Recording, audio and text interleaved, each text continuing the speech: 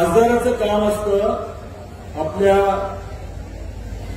भागामध्ये मोठे केंद्रीय प्रकल्प आणणं.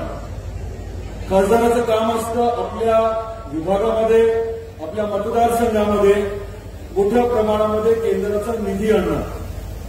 खासदाराचं काम असतं आपल्या भागात एखादी अडचण असेल जी केंद्राशी संबंधित आहे तर त्या अडचणीचा पाठपुरावा करायचा आणि तो विषय मार्गी लावायचा. खासदारांनी आपल्या गावात कुठला निधी आणला, खासदार निधी तरी दिला का, किती दिला, आपल्या गावामधली कुठली समस्या सोडवली, जनहिताचं लोकहिताचं कुठलं काम केलं, या बाबतीमध्ये आपण चर्चा घडवली तर वास्तव जे आहे 5 वर्षाचं जे कटू वास्तव आहे ते जनतेच्या आणि आपल्या सर्वांच्या समोर येईल. विरोधक म्हणतात 40 वर्ष काय केलं.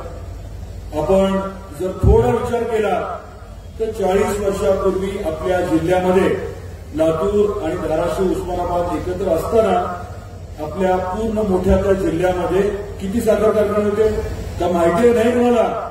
एक होता तेरणा आणि तेरणेला देखील 1250 टीसीडी क्रशिंग कपॅसिटी असताना ऊस कमी पडायचा. ऊस जो आहे तो कर्नाटकातनं आणावा लागायचा. हे वास्तव आहे. आणि आताची परिस्थिती काय. आताची परिस्थिती अशी आहे की साखर कारखाने आणि गुळ पावडरचे उद्योग जर विचार केला आणि भौगोलिक क्षेत्राचा विचार केला तर देशात सगळ्यात जास्त कारखाने आपल्या धाराशिवमध्ये आहेत. कुठून आले कारखाने. ऊस उपलब्ध झाला म्हणून कारखाने आले. ऊस कुठून आला, पाणी उपलब्ध झालं म्हणून. आणि पाणी कुठं उपलब्ध झालं तर डॉक्टर पद्मसिंह पाटील साहेबांनी पाटबंधारे मंत्री म्हणून जे काम केलं त्याच्यामुळे हा कायापालट झाला.